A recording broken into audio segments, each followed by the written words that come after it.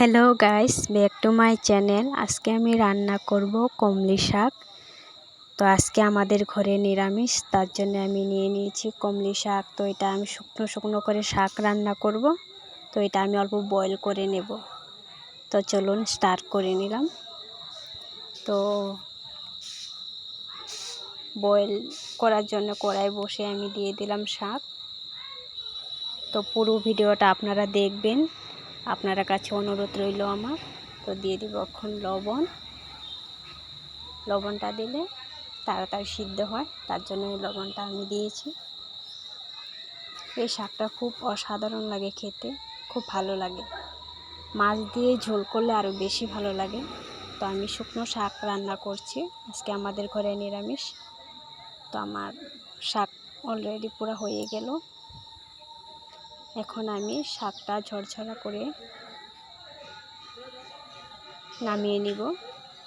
আমার শাকটা পুরো হয়ে গেছে। এই যে দেখুন কি সুন্দর হয়েছে। তো আমি শাকটা নামিয়ে নিলাম। ওই কড়াইতে দিয়ে দিব তেল।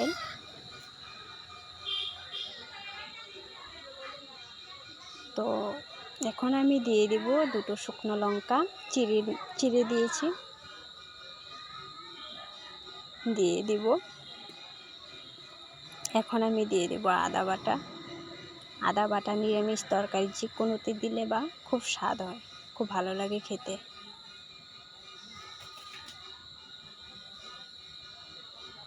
এখন আমি সিদ্ধ করা শাকগুলো দিয়ে দিব এখানে। এই যে দেখুন সিদ্ধ করা শাকগুলো দিয়ে দিলাম। তো অল্প ছড়ছড়া করে ভেজে নেব।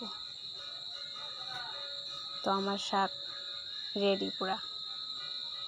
এই যে দেখুন হয়ে গেছে, আমি নামিয়ে নেব।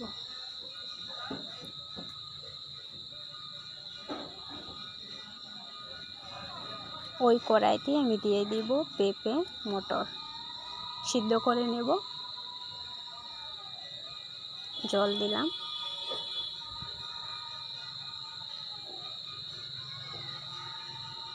জল দিয়ে তো এখন আমি দিয়ে দিব লবণ দিয়ে ঢাকা দিয়ে দিব। 5 মিনিট আমি বয়েল করে নেব।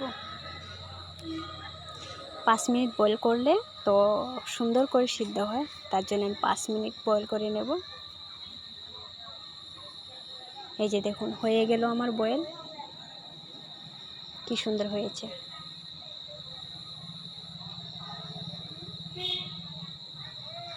এখন আমি নামিয়ে নেব, গামলাতে নামিয়ে নেব।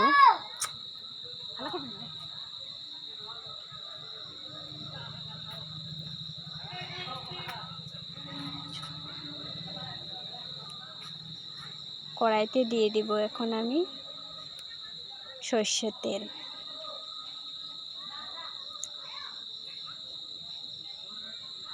তেলটা গরম হয়ে গেলে এখন আমি দিয়ে দিব ফোড়ন, 5 ফোড়ন, 2টো তেজপাতা দিয়ে দিব। লাল করে ভেজে নেব। তো এখানে আমি এখন দিব সয়াবিন, যেখানে আমি ধুয়ে পরিষ্কার করে রেখেছিলাম। সয়াবিনগুলো দিয়ে দিব।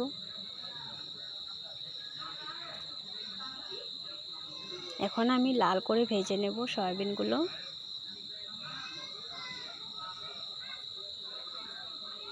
এখন আমি দিয়ে দিব হলুদ,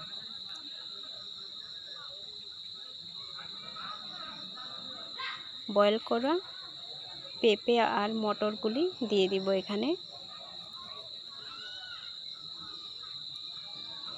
অল্প নাড়াচাড়া করে,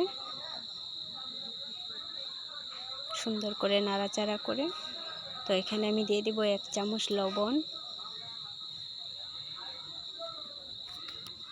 সুন্দরভাবে মিশিয়ে নেব। এখন আমি দিয়ে দিব মশলা, যেখানে আছে আদা, জিরে, রাঁধুনি, ধনে, কাঁচা লঙ্কা বাটা। নিরামিষ খালে ওগুলি দিতে হয়, কারণ পেঁয়াজ রসুন দিলে তো নিরামিষ তরকারি হয় না। তো এগুলি দিলে অসাধারণ হয় খেতে, খুব ভালো হয়। তো এখন আমি সুন্দর করে কষিয়ে নিয়ে দিয়ে দিব জল।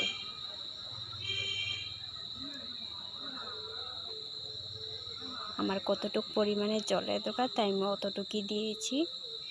তো এরকম করে আপনারাও রান্না করে খাবেন নিরামিষ দিন, খুব স্বাদ হয়, খুব ভালো লাগে খেতে। তো আমার ঢাকাটা নামিয়ে নেব এখন। আমার তরকারি হয়ে গেছে প্রায়, মটরগুলিও সিদ্ধ হয়ে গেছে। এই যে দেখুন, আমি দেখে নিলাম পেঁপে সিদ্ধ হয়েছে কি না। তো অলরেডি পুরো হয়ে গেল আমার তরকারি। যদি আমার রান্না ভিডিওগুলি ভালো লাগে তো প্লিজ গাইস, আপনারা please like, comment, subscribe, share please করবেন। আর আমার পাশে এইভাবেই থাকবেন, আপনারা কাছে অনুরোধ রইল। তো এই যে দেখুন, আমার তরকারি পুরো রেডি। নামিয়ে দেখিয়ে দিচ্ছি, আমি ক্যামেরাটা সামনে নিয়ে দেখিয়ে দিলাম। দেখুন কি সুন্দর হয়েছে। প্লিজ আপনারা প্লিজ আমার পাশে থাকবেন। তো আজকের জন্য বাই বাই।